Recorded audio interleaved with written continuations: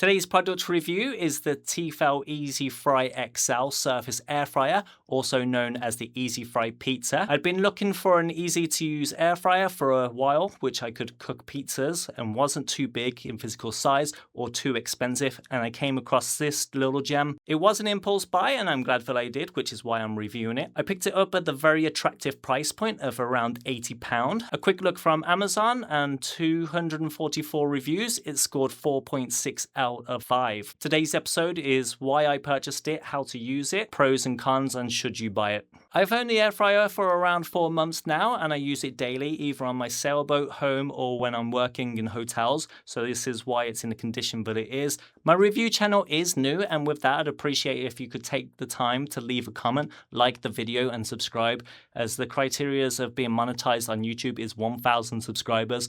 The menu on the top is very easy to understand and the settings can be adjusted by simply pressing the temperatures or the timer controllers. There is also a little internal light so you can see through a little window on there, making it super easy to see what you're cooking inside.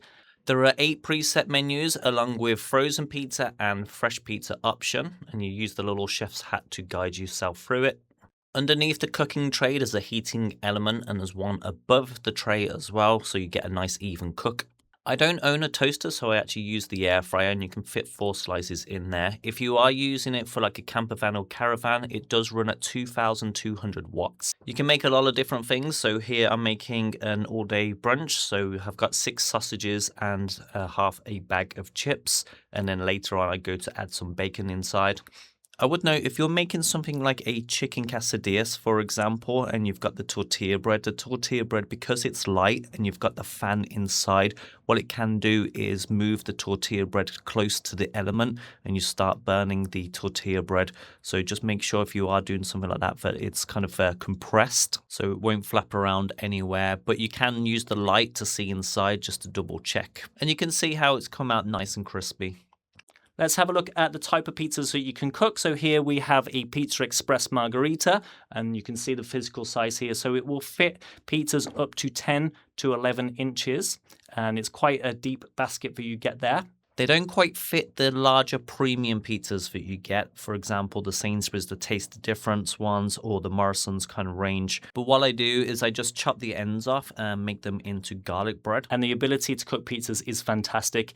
It heats up almost instantly from the top and bottom heaters while the fan circulates and you get a nice even cook.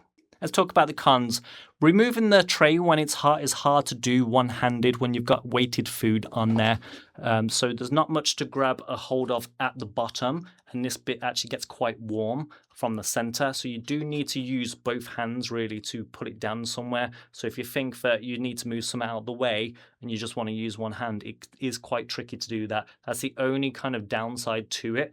But other than that, I really like it. It's not that it's not impossible to use it with one hand, but it is quite awkward when you do. Should you buy it? I've been really happy with it. It was a great price and would buy it again. I'll throw the Amazon link below so you can check out the specs and the latest prices, and there'll be no extra cost to you. I really appreciate you like the video,